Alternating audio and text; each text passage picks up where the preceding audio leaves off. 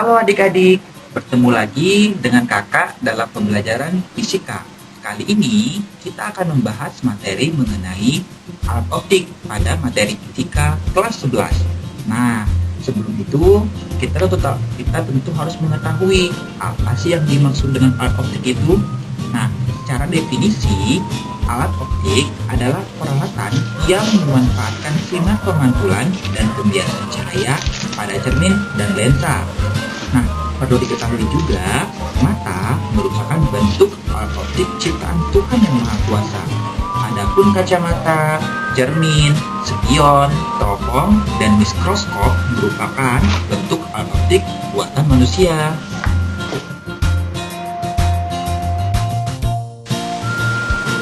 Pada bagian pertama ini, kita akan membahas mata. Mata merupakan bagian tubuh manusia yang juga merupakan alat optik. Salah satu bagian mata yang menerapkan konsep pembiasaan cahaya ialah lensa mata. Lensa mata memiliki kemampuan berakomodasi sehingga bermanfaat untuk melihat benda dekat maupun jauh yang letaknya tak terhingga. Meski demikian, kadang mata juga membutuhkan bantuan alat optik lainnya untuk melihat lebih detail. Sebagai contoh, saat adik-adik ingin melihat benda yang letaknya sangat jauh, adik-adik pasti membutuhkan teropong. Namun, pada beberapa orang yang mengalami kesulitan melihat dengan jelas, meskipun dalam jarak mata normal, pasti membutuhkan bantuan alat optik seperti kacamata. Nah, kondisi ini mengidentifikasikan bahwa telah terjadi gangguan pada penglihatan orang tersebut. Perlu diketahui juga nih, salah satu gangguan penglihatan yang ada pada mata yaitu diplopia. Diplopia merupakan gangguan penglihatan di mana gambar yang terlihat oleh mata itu seperti kabur. Nah, apa penyebabnya dan apa penanganannya? Di sini kita akan membahas satu persatu. Penglihatan mata dibatasi dengan dua titik, yaitu titik dekat atau yang biasa dikenal dengan punktum proximum atau disingkat dengan PP, dan titik jauh punktum remotum yang biasa disingkat dengan PR.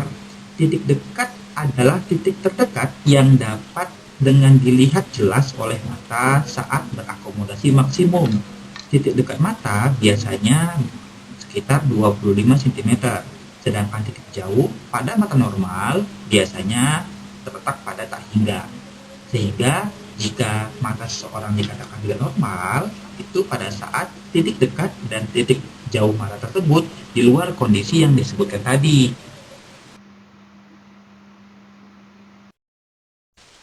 Nah, tadi kan sudah disebutkan tuh, mata yang tidak memiliki kondisi normal berarti ada gangguan penglihatan pada mata tersebut. Gangguan-gangguan penglihatan pada mata biasanya dikenal dengan cacat mata. Cacat mata di sini terbagi menjadi 4, yaitu miopi, hipermetropi, presbiopi, dan astigmatisme. Nah, kita akan membahas keempat gangguan cacat mata pada sub kali ini.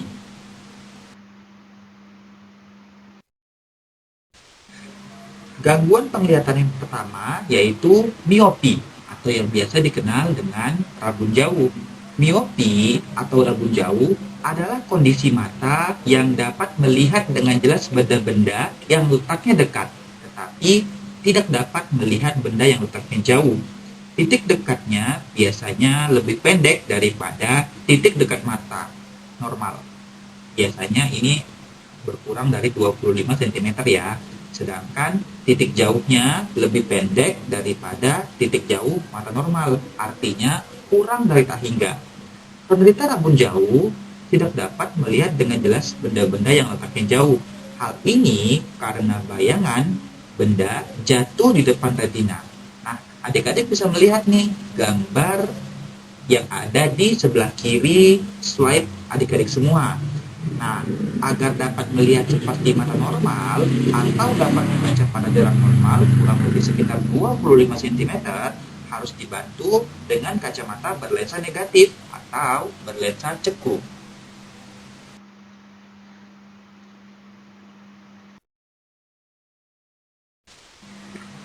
Gangguan penglihatan berikutnya yaitu rabun dekat atau hipermetropi.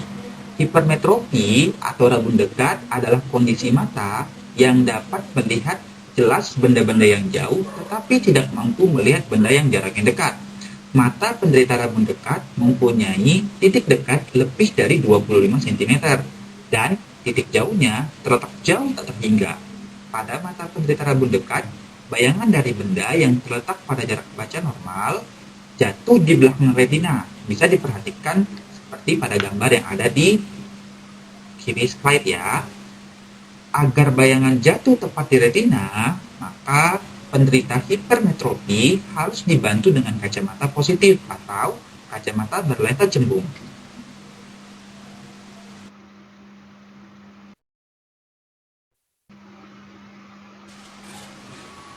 Gangguan mata yang ketiga adalah gangguan mata tua atau yang dikenal dengan presbiopi. Penderita presbiopi biasanya tidak dapat melihat benda yang jauh dengan jelas dan juga tidak dapat membaca pada jarak baca normal. Hal ini dikarenakan daya akomodasi berkurang sehingga letak titik jauh dan titik dekatnya bergeser. Biasanya penderita presbiopi dapat dibantu dengan kacamata berlensa lengkap atau yang kita kenal dengan bifokal. Orang-orang yang terkena dengan penyakit presbiopi ini adalah orang-orang yang lansia ya. Biasanya adalah orang-orang yang usianya sudah memasuki fase 60 tahun ke atas.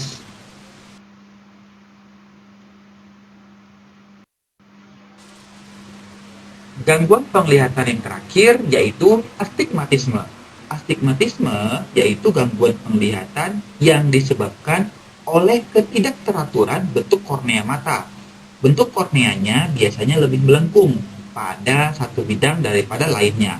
Akibatnya, benda titik yang difokuskan sebagai garis pendek. Selain itu, mata astigmatisme juga memfokuskan sinar-sinar pada bidang vertikal lebih pendek daripada sinar-sinar pada bidang horizontal. Penderita astigmatisme dapat dibantu dengan kacamata berlensa silindris atau silinder.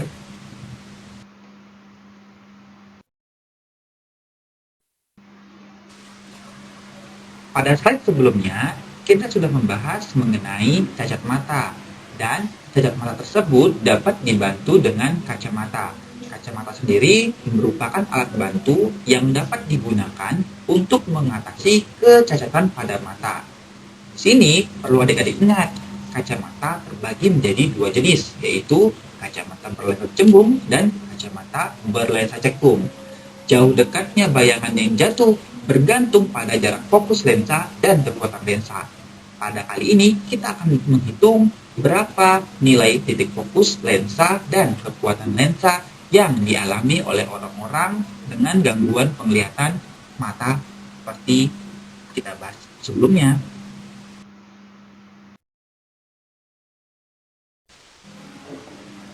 Jarak fokus lensa dirumuskan menjadi 1/f sama dengan 1/s ditambah 1/s aksen, di mana f adalah jarak fokus lensa dalam sentimeter, s adalah jarak benda ke lensa juga satuannya dalam sentimeter, dan s aksen adalah jarak bayangan ke lensa yang satuannya juga dalam sentimeter. Kekuatan lensa atau daya akomodasi lensa dirumuskan menjadi P sama dengan 100/f. Perlu diperhatikan ya, jika nilai dari jarak fokus lensa itu bernilai positif, maka dipastikan kalau lensa tersebut adalah lensa cembung. Sedangkan kalau nilainya negatif, maka lensa tersebut pasti lensa cekung. Untuk jarak benda ke lensa di sini dibagi dua. Jika nilainya positif, maka benda berada di depan lensa atau yang biasa kita kenal sebagai benda nyata. Sedangkan kalau nilainya negatif, maka benda berada di belakang lensa atau benda maya. Jadi diperhatikan baik-baik ya jika terdapat kalimat-kalimat di dalam soal, karena ini sangat membantu adik-adik untuk menyelesaikan persoalan mengenai lensa mata. Berikutnya, S-aksen.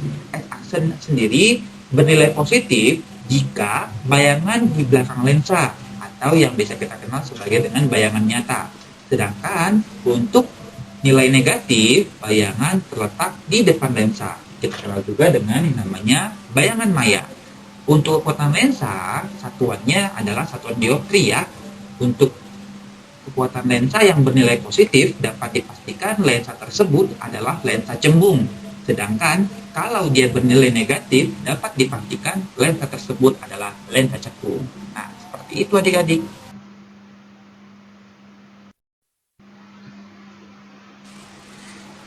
Pada kali ini, kita akan membahas kacamata untuk penderita miopi. Nah, di sini ada beberapa syarat yang harus adik-adik pahami dan ingat. Pertama, S-aksen untuk penderita miopi nilainya sama dengan minus PR atau sama dengan minus dari titik jauhnya, di mana PR tadi adalah kepanjangan dari punktum remotum ya, yang sudah dibahas pada video sebelumnya. Nah, berdasarkan rumus lensa yang 1/F sama dengan 1/S ditambah 1/S aksen, dapat kita masukkan nilai-nilai tersebut. S-nya adalah tak terhingga karena kita ingin melihat. Ingat, untuk penderita miopi ini adalah orang-orang yang ingin melihat benda-benda yang jauh, berarti S-nya kita masukkan nilai tak hingga. Sedangkan S aksennya kita gantikan menjadi minus PR. Nah, 1/tak hingga itu adalah 0, sehingga kita dapatkan rumus 1/F sama dengan minus 1/PR. Atau kalau kita sederhanakan, kita dapati rumus F sama dengan minus PR. Artinya, fokus dari kacamata untuk penderita miopi itu sama aja dengan minus nilai titik jauh yang dapat dilihat oleh mata pada penderita miopi. Untuk kekuatan kacamatanya, kita bisa menggunakan rumus lensa yang kita bahas pada slide sebelumnya, di mana rumusnya adalah 100/F atau 100 per fokus. Kita masukkan aja, tadi kan fokusnya sama dengan minus PR, berarti sama dengan 100 per min PR. Sehingga didapati rumus kekuatan lensanya atau P sama dengan min 100 per PR. Nah, inilah yang menyebabkan kenapa pada penderita miopi menggunakan kacamata berlensa negatif, karena pada perhitungannya itu sendiri ya.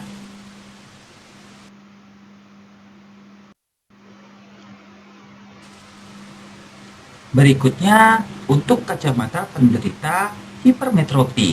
Nah, di sini kebalikan dari penderita miopi. S-aksennya kita masukkan menjadi minus PP atau titik dekat mata. Ingat, PP tadi adalah kepanjangan dari punktum proksimum. Nah, berdasarkan rumus lensa mata yang sudah kita bahas, 1/F sama dengan 1/S ditambah dengan 1/S aksen, kita bisa mengganti angka-angka ini. Perlu diingat ya, S di sini kita mengganti menjadi 25. Kenapa? Karena untuk orang-orang hipermetropi ingin membaca pada atau ingin melihat benda-benda yang jaraknya 25 cm. Jadi S-nya atau jarak bendanya kita ganti menjadi 25. Sedangkan S aksennya kita ganti menjadi minus PP atau titik terdekat yang dapat dilihat oleh mata penderita hipermetropi. Nah, di sini kita akan dapatkan 1/F sama dengan 1/25 dikurang 1/PP. Sedangkan untuk rumus kekuatan lensanya, kita bisa menggunakan rumus kekuatan lensa yang sudah kita bahas, di mana P sama dengan 100 per fokus. Nah, di sini ingat pada rumus di atas 1/F kan sama dengan 1/25 dikurang 1/PP.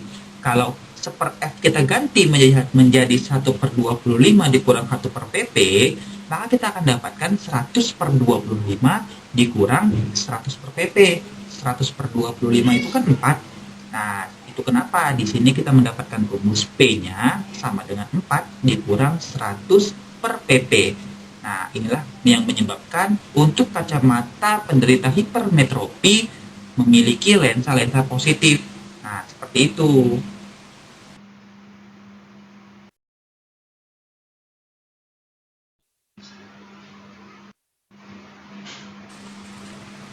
Untuk membuat pemahaman adik-adik semakin meningkat, kali ini kita akan membahas contoh soal yang kakak ambil dari LKS Intan Pariwara halaman 102, uji kompetisi 2, soal nomor 1.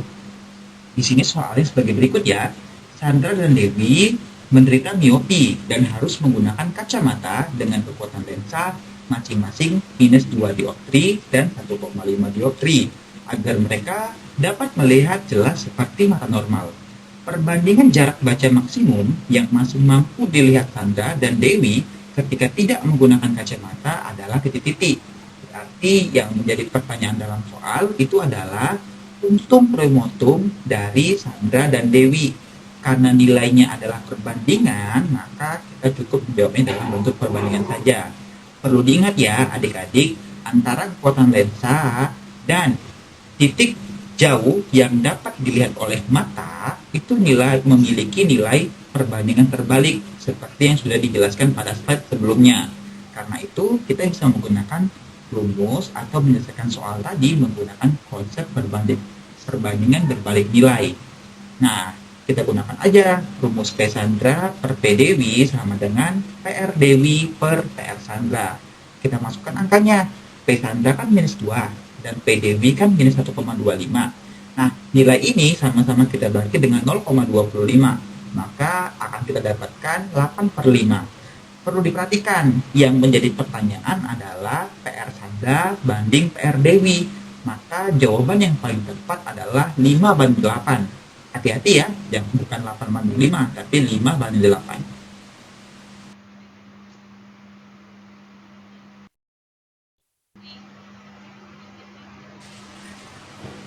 Setelah kita membahas mengenai kacamata, kali ini kita akan membahas alat optik yang berikutnya, yaitu loop. Loop atau kaca pembesar merupakan alat optik yang merupakan lensa cembung. Alat optik ini digunakan untuk melihat benda-benda kecil sehingga tampak lebih besar dan jelas. Untuk memanfaatkan lensa cembung sebagai loop, benda harus diletakkan di ruang satu lensa atau jarak benda lebih besar dari titik kelengkungan cermin atau titik kelengkungan lensa dan kurang dari titik fokus lensa sehingga bayangannya bersifat maya, tegak, dan diperbesar. Pengamatan dengan loop memiliki dua keadaan, yaitu dalam keadaan akomodasi maksimum dan akomodasi minimum. Sedangkan untuk orang-orang yang memiliki kelainan atau cacat pada mata, kita akan bahas pada slide berikutnya ya.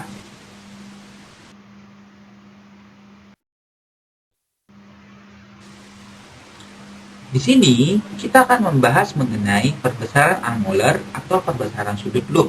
Nah, perbesaran angular loop adalah perbandingan antara sudut pandang mata saat memakai loop dan tidak memakai loop. Ini dapat dirumuskan dengan M sama dengan Sn per S. Sn itu adalah jarak mata normal ya, atau 25 cm biasanya, kalau tidak diketahui dalam soal. Perlu diingat, saat S aksen nilainya tidak terhingga, maka S-nya akan sama dengan F. Ini sudah dibahas pada slide sebelumnya. Maka pada kondisi ini, mata terjadi tanpa akomodasi dan rumus M-nya atau rumus perbesaran angular loop-nya akan menjadi Sn per F.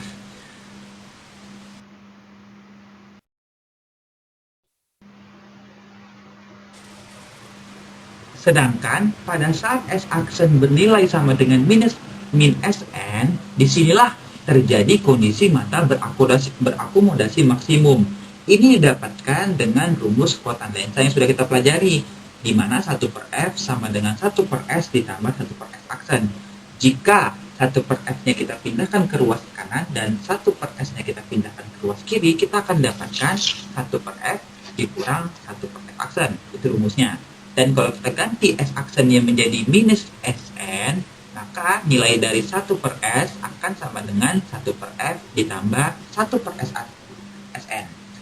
Nah, kan tadi nilai M itu kan sama dengan Sn per S, atau perbandingan antara jarak baca mata dengan yang menggunakan loop dan tidak menggunakan loop. Nah, di sini kalau kita ganti 1 per S-nya menjadi 1 per F ditambah 1 per Sn, kita akan mendapatkan rumus Sn per F ditambah dengan Sn per Sn. Nah, Sn per Sn itu kan artinya 1, sehingga rumus untuk mata berakomodasi maksimum pada saat menggunakan loop adalah M sama dengan Sn per F ditambah 1, di mana F itu adalah fokus dari kaca pembesar atau loop yang digunakan.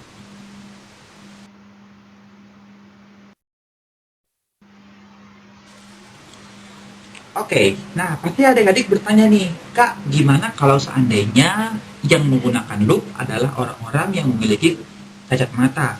Nah, di sini kita asumsikan saja nilai S aksennya berada pada jarak min X. Min X itu adalah jarak baca atau jarak yang dapat dilihat oleh pada mata yang tidak normal ya. Nah, mata yang berakomodasi pada jarak tertentu tersebut dapat kita masukkan menggunakan rumus lensa yang sudah kita pelajari. Nah, bisa diperlihatkan rumusnya. Rumusnya akan kita dapatkan 1 per S akan sama dengan 1 per F ditambah 1 per X. Ingat ya, nilai X itu adalah nilai titik yang dapat dibaca atau dapat dilihat oleh mata. Nah, di sini karena kita sudah mendapatkan nilai 1 per S-nya, tinggal kita substitusikan dengan rumus perbesaran angular pada loop, sehingga didapatkan M sama dengan Sn per F ditambah Sn per X.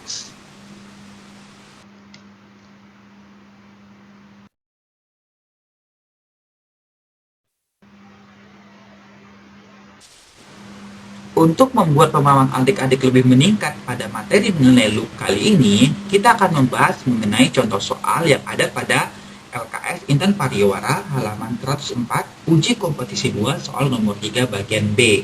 Soalnya seperti ini.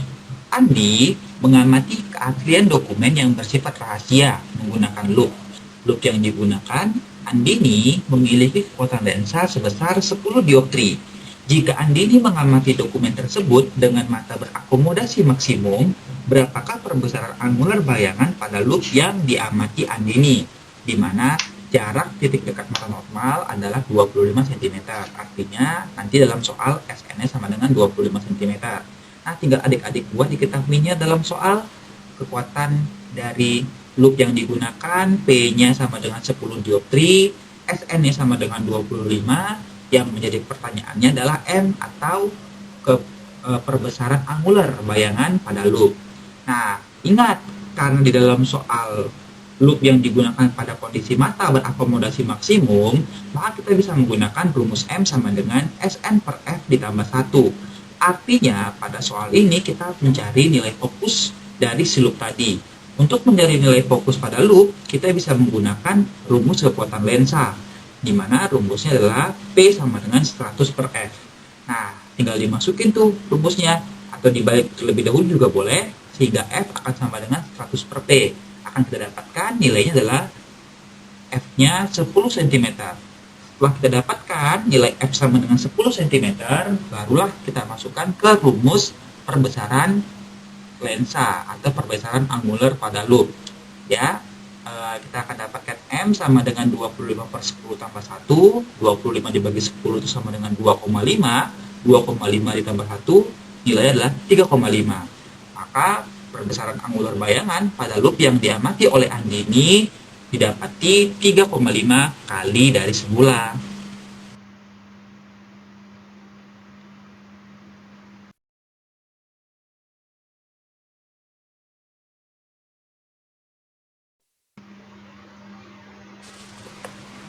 Alat optik berikutnya yang akan kita bahas yaitu mikroskop. Mikroskop sendiri digunakan untuk melihat benda-benda yang sangat kecil, sehingga terlihat lebih besar dan lebih jelas. Mikroskop sering digunakan di ruang laboratorium untuk mengamati mikroorganisme atau jaringan tumbuhan dan hewan. Nah, prinsipnya adalah perbesaran yang dialami oleh mikroskop ini terdiri dari dua susunan lensa, yaitu lensa objektif dan lensa okuler.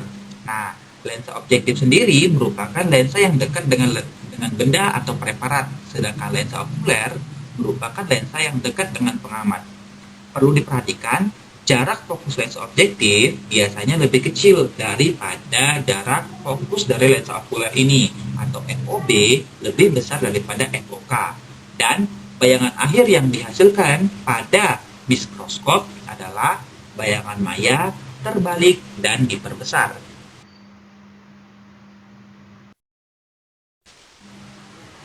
Untuk penggunaan rumusnya, di sini kita bagi menjadi dua, yaitu lensa objektif dan lensa okuler. Untuk lensa objektif atau lensa yang dekat langsung dengan objek, kita gunakan saja rumus seperti pada lensa umumnya, yaitu 1 per F sama dengan 1 per S ditambah dengan 1 per S aksen. Nah, untuk perbesarannya pun sama seperti perbesaran pada lensa pada umumnya. Jadi artinya pada lensa objektif kita hanya menggunakan rumus yang kita gunakan pada prinsip lensa cembung. Sedangkan untuk lensa okuler di sini kita bagi menjadi 3 bagian atau 3 part, yaitu mata normal yang tidak berakomodasi, mata normal yang berakomodasi maksimum, dan mata yang berakomodasi pada jarak tertentu.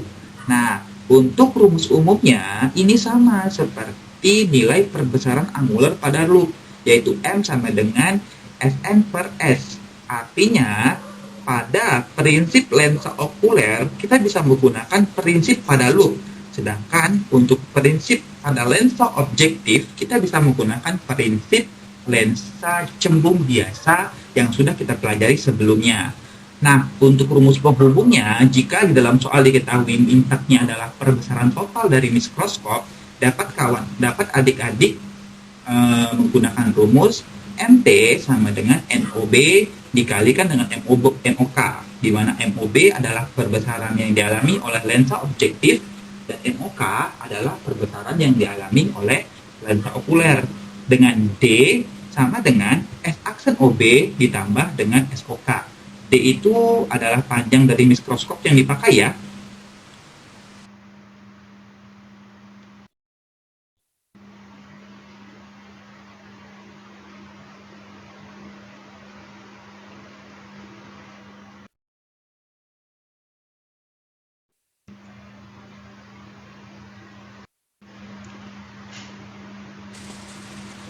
Untuk membuat pemahaman adik-adik lebih meningkat, mari sama-sama kita kerjakan LKS Intan Pariwara halaman 103 uji kompetisi 2 soal nomor 5 bagian yang A. Di sini terdapat soal mikroskop tersusun atas dua lensa objektif dan lensa okuler yang memiliki kekuatan lensa berturut-turut adalah positif 50 dioptri dan positif 20 dioptri. Benda kecil diletakkan 2,5 cm di depan lensa objektif. Jika pengamat bermata normal, di mana Sn-nya sama dengan 25 cm dan berakomodasi maksimum, berapakah perbesaran total mikroskop? Nah, di sini kita list apa saja yang diketahui di dalam soal. Pertama, kita punya POB-nya atau perbesaran lensa objektif.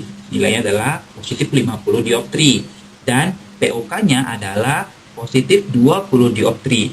Sedangkan SOB-nya adalah minus 2,5 cm dan SN-nya adalah 25 cm. Dan ingat ya, pada pengamatan di sini dilakukan pada mata yang berakomodasi maksimum. Dan yang menjadi pertanyaannya adalah berapakah perbesaran total yang dialami oleh mikroskop. Nah, untuk menjawabnya kita gunakan kekuatan lensa pada kondisi maksimum atau bukan pada kondisi akomodasi maksimum. Kita bisa mencari nilai MOK terlebih dahulu, karena MOK bisa kita ingat menggunakan rumus loop ya, yaitu di mana Fn per FOK ditambah 1. Nah, di sini artinya kita harus mencari nilai FOK terlebih dahulu. Nah, untuk FOK kita bisa menggunakan rumus kekuatan lensa, di mana P sama dengan 100 per FOK. Didapatkan FOK sama dengan 100 per POK atau sama dengan 100 per 20. Maka kita akan dapatkan nilai FOK-nya adalah 5 cm. Dari sini kita bisa menentukan berapa perbesaran yang dialami oleh lensa okuler, di mana nilainya adalah 25 dibagi 5 ditambah 1. Hasilnya adalah 6 kali. Nah, untuk mencari nilai SOB, kita bisa menggunakan rumus lensa cembung. Nah, untuk lensa cembung sendiri sudah dibahas ya pada part sebelumnya, di mana 1 per FOB sama dengan 1 per SOB ditambah dengan 1 per S aksen OB. Ini kita bisa menggunakan rumus lensa biasa atau lensa cembung biasa. Maka untuk mencari 1 per S aksen OB sama dengan 1 per SOB dikurang 1 per FOB. Karena nilai FOB tidak diketahui dalam soal, kita cari dulu nilai FOB-nya menggunakan rumus kekuatan lensa. Rumus kekuatan lensanya sama ya, seperti kita mencari rumus FOK pada sebelumnya. POB sama dengan 100 per FOB. Nah, kita bisa masukkan, kita ganti ruas ya. Di situ kita akan dapatkan 1 per FOB sama dengan POB per 100. Nah, tinggal kawan-kawan substitusikan persamaan tersebut untuk mencari nilai dari S aksen OB.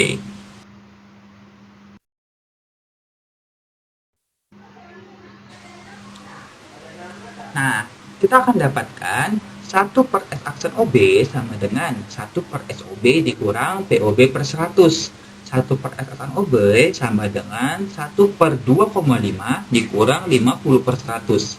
1 per S aksen OB sama dengan 0,4 dikurang dengan 0,5. Kita akan dapatkan 1 per S aksen OB sama dengan 0,1. Dan nilai S aksen OB sama dengan 1 dibagi dengan 0,1. Kita akan dapatkan S aksen OB adalah 10 cm. Nah, untuk mencari nilai M-nya, kita bisa menggunakan rumus min S aksen OB dibagi dengan SOB. Nah, tinggal dimasukkan tuh angkanya, 10 dibagi dengan 2,5. Maka kita akan dapatkan perbesaran dari lensa objektifnya adalah 4 kali. Lalu, untuk mencari perbesaran total dari mikroskop, kita akan bisa menggunakan rumus MT sama dengan MOB dikali MOK. Artinya 6 dikalikan dengan 24. Kita akan dapatkan nilai 24 kali. Maka, perbesaran total yang dialami oleh mikroskop adalah 24 kali.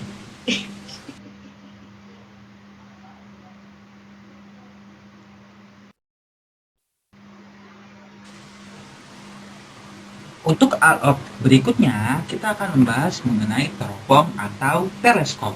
Teropong atau teleskop ini merupakan alat optik yang digunakan untuk melihat benda-benda yang sangat jauh agar tampak lebih jelas dan dekat. Adapun jenis dari teropong terbagi dua, yaitu teropong bias dan teropong pantul. Teropong bias sendiri merupakan teropong yang memanfaatkan lensa.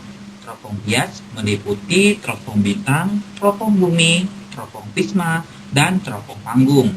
Cuman pada kali ini kakak hanya akan membahas pada sub teropong bintang saja. Untuk teropong bumi dan teropong panggung kita akan membahas pada pertemuan berikutnya ya.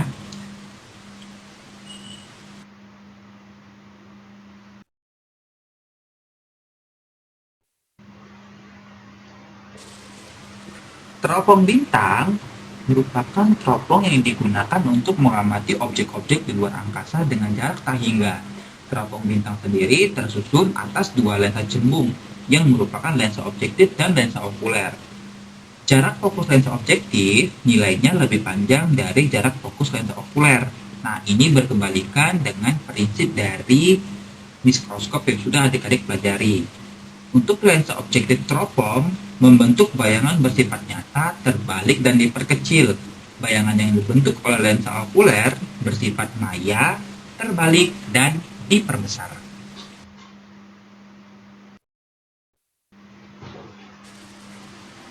Pada penggunaan teropong bintang, di sini kita akan membaginya menjadi dua, yaitu pada saat teropong bintang diamati oleh mata normal yang berakomodasi maksimum. Apabila mata pengamat berakomodasi maksimum, lensa okuler diatur sedemikian agar bayangan yang terbentuk pada lensa objektif terletak di ruang satu lensa okuler, yaitu di antara titik kelengkungan lensa dan titik fokus dari lensa tersebut, sehingga bayangan akhir jatuh di titik depan mata atau S aksen OK sama dengan minus SN. Persamaan dari perbesaran teropong untuk mata berakomodasi maksimum dapat dilihat pada slide yang ditampilkan. Nah, di sini dapat dilihat ya, untuk syarat lensa objektif itu adalah SOB-nya harus sama dengan tak hingga dan S aksen OB harus sama dengan FOB. Sedangkan untuk lensa okulernya SOK lebih besar daripada FOK. Sedangkan S aksen OK sama dengan minus SN. Untuk perbesaran teropong, kita mendapatkan rumus M sama dengan FOB per SOK. Sedangkan untuk panjang teropong, dapat kita gunakan rumus D sama dengan FOB ditambah SOK. Jika yang diketahui dalam soal adalah perbesaran yang dialami oleh mata normal tanpa akomodasi, maka bisa kita gunakan rumus M sama dengan FOB per FOK. Kenapa? Karena nilai SOK-nya nantinya akan sama dengan FOK. Dan panjang teropong, ini nilainya adalah FOB dan FOK.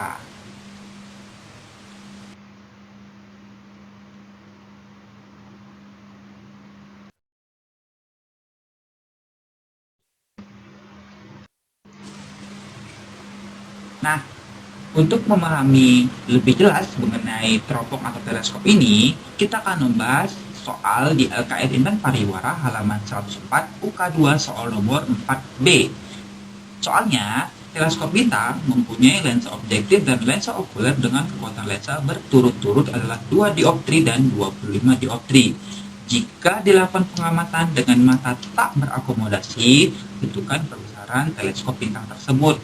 Nah, setelah kita list apa saja yang diketahui dalam soal, kita bisa menggunakan rumus perbesaran pada mikroskop untuk mata tak berakomodasi. Perlu diingat, untuk mata tak berakomodasi, nilai perbesarannya adalah perbandingan antara fokus lensa objektif berbanding dengan fokus lensa okuler. Berarti kita tinggal mencari nilai titik fokus masing-masing dari lensa objektif dan lensa okuler. Tidak perlu dijelaskan lagi ya, karena untuk mencari nilai fokus, adik-adik sudah paham tuh dari 2 contoh soal yang ada di sebelumnya. Ya, untuk mencari nilai fokus perlu aja adik-adik ingat, kita bisa menggunakan rumus kekuatan lensa yang P sama dengan 100/F. Nah, sehingga kita akan dapatkan untuk FOB-nya sama dengan 100 per POB atau 100/2. Kita akan dapatkan nilainya 50 cm. Sedangkan untuk nilai FOK-nya akan kita dapatkan FOK sama dengan 100 per POK atau 100 dibagi 25, kita akan dapatkan 4. Maka perbesaran yang dihasilkan dari perbesaran yang dihasilkan oleh teleskop bintang tersebut nilainya adalah 50 dibagi 4. 50 dibagi 4 ini nilainya adalah 12,5 kali. Sehingga perbesaran yang dialami oleh teleskop bintang tersebut adalah 12,5 kali.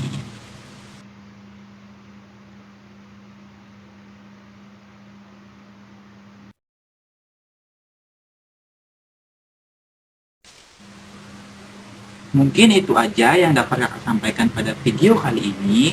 Jangan lupa untuk mengecek video-video lainnya untuk menambah pengetahuan adik-adik dalam belajar. Nah, ikuti terus ya YouTube dan channel dari Elementary.